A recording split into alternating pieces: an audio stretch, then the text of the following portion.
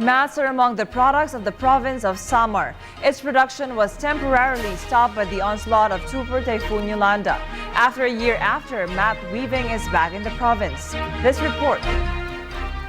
Aside from beautiful and breathtaking views, the province of Samar also boasts different products that are world-class. Samar has been declared as the Banig capital of the Philippines. The province, the production and economy have been affected. PTV News passed by the town of Pasay and we saw a rock formation near the highway which is part of a no-build zone. Old women were weaving banig under the Saug cave. All of them were Yolanda survivors. They weave banig under the cave because of a cool environment. I asked how did Paz Bacori, one of those who weave banig, survived during the typhoon. Nag-uumpisa ng bagyo, yung mga alas 3 yata yon, nasa bahay pa kami hanggang sa malakas na.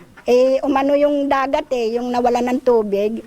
Nagpuntahan na kami sa simbahan. Mataas kasi ang simbahan namin doon. Pero yung iba, naabutan yata sila ng tubig. Ganun ang gawa nila. Nagpupunta rin sila sa simbahan pero naanuhan sila naglutang sila sa tubig na may container. Yung nakaano sila, naglalangoy naka-container. Yung iba ganun. Pero kami, maaga pa kami, nakarating na kami ng simbahan kasi tabi kami ng dagat. Nakita namin, mawala ng tubig yung dagat. Punta na kami doon sa simbahan. Paz weaves beautiful banig and other products. It is her daily livelihood. Yung presyo yan, 600 ang family. Pero pag doon ka lang sa sa mga 400 sa mga buyer. 400 lang, dyan lang kami bumabawi. Pag mayroon pumupunta rito namimili. Paz understands she has to work and able to survive. One of her siblings died during Yolanda.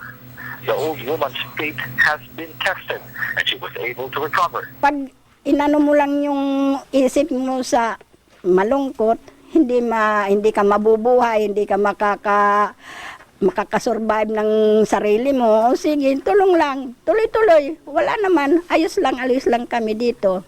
Kahit gutom.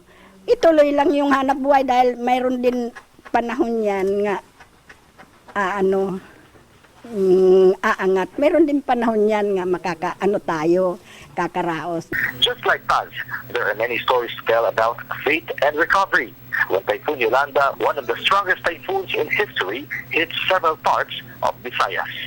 With Albert Elona and Joel Mamarin, with the help of PCMC, PRTV 12, Tacloban City for the People's Television Network, this is Haji Kaamin.